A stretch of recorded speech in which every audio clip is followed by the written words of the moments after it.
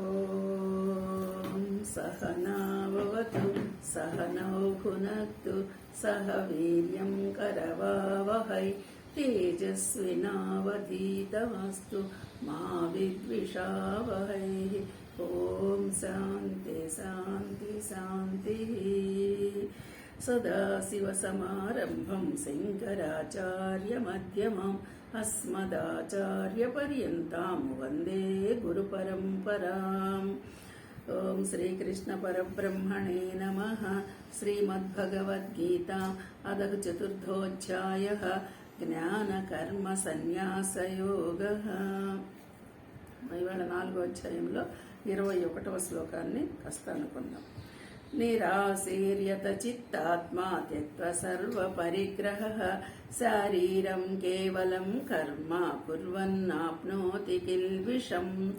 నిరాశీః యత చిత్తాత్మా త్యక్త్వ సర్వ పరిగ్రహః శారీరం కేవలం కర్మ కుర్వన్ న ఆప్నోతి కిల్బిషం. చూడండి, ఇక్కడ కిల్బిషము అంటే పాపము.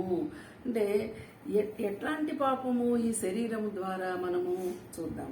యత చిత్తాత్మ అంటే అంతఃకరణనందు శరీర ఇంద్రియములను జయించినవాడు. చూడండి, శరీర ఇంద్రియాలను ఎవరు జయిస్తాడు? నేను శరీరం కాదు, నేను ఇంద్రియాలు కాదు, మనసు బుద్ధి చిత్తం కాదు. మరి నేను ఎవరు అని తెలుసుకోగలిగిన వాడు, ఆత్మస్వరూపంగా తెలుసుకోగలిగిన వాడు మాత్రమే ఈ శరీరాన్ని ఇంద్రియాలని అంతఃకరణం కూడా జయించిన వాడు అవుతాడు. అలాంటి వాడు త్యక్త్వ సర్వ పరిగ్రహ సమస్త భోగ సామ్రాజ్యాన్ని త్వజించిన వాడగును. అంటే మనము రోజు అనుకుంటున్నాము ఆత్మజ్ఞానము అలవర్చుకోవాలి అంటే, ఆత్మజ్ఞానంలో స్థిరంగా ఉండాలి మనం అంటే త్యాగము వైరాగ్యము అనే పదాలని చెప్పుకుంటూ ఉన్నాం. అది ఎలా చెప్తున్నారు ఇక్కడ? సమస్త భోగ సామ్రాజ్యాన్ని పరిత్యజించిన వాడు అంటున్నాడు. అంటే ఎలాంటి భోగాలకిను ఇంకా ఆశ్రయం ఇవ్వకుండా త్యాగ నిరతితో వైరాగ్య భావంతో ఉన్నవాడు అని అర్థం అనమాట. ఆశారహితుడైన వాడు. ఇంకా రాబోయే వాటి గురించి కూడా ఎలాంటి ఉన్న వాటిని త్యజిస్తున్నాడు. ఇంకా రాబోయే వాటి మీద కూడా ఎలాంటి ఆశలు లేవు. అలాంటి యోగి కేవలము శారీరక కర్మలను ఆచరించును. అంటే శారీరక కర్మలను అంటే శరీరము ఉన్నంత వరకు మనం ఆ శరీరానికి సంబంధించిన పని మాత్రమే మనం చేసుకుంటున్నాం. అంటే దేహానికి చక్కగా మనము దానికి కావాల్సిన ఆహారం అందించాలి, శుభ్రతని అందించాలి. ఇది మనకి తోడ్పడుతూ ఉండాలిగా, మనతో పాటు శరీరం మనకి సహకరించాలి. కాబట్టి శరీరాన్ని కూడా మనం కాబట్టి శరీరానికి కావలసినవి మాత్రమే మనం చేస్తున్నాము. అలాంటికి వాళ్ళు అంటే కిల్బిషము పాపములను నా ఆప్నోతి పొందడు. అంటే ఎలాంటి పాపాన్ని పొందడు?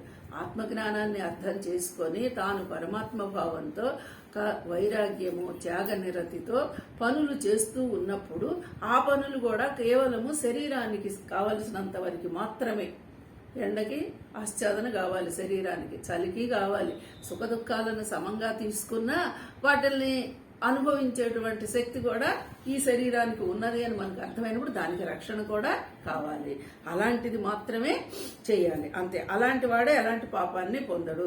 అంతకు తప్ప మనసు పెట్టి చేశాము, మనసుతో కావాలి అనుకున్నామంటే మళ్ళీ దానికి సంబంధించింది అది ఏదైనా కానీ మనకి జమ అవుతూ ఉంటుంది అనమాట. పాపమో పుణ్యమో ఏదో ఒకటి జమ అవుతూ ఉంటుంది. అది అంటే అంతఃకరణను శరీర ఇంద్రియములను జయించిన వాడు, సమస్త భోగ సామాగ్రిని పరిత్యజించిన వాడు, ఆశారహితుడు అయినటువంటి సాంఖ్యయోగి కేవలము శారీరక కర్మలను ఆచరించుచు పాపములను పొందడు. శరీరానికి కావలసింది మాత్రమే చూసుకుంటూ ఇంకా ఎలాంటి పాపాలని పొందడు అని చెప్తున్నాడు ఈ శ్లోకంలో. హరి ఓం.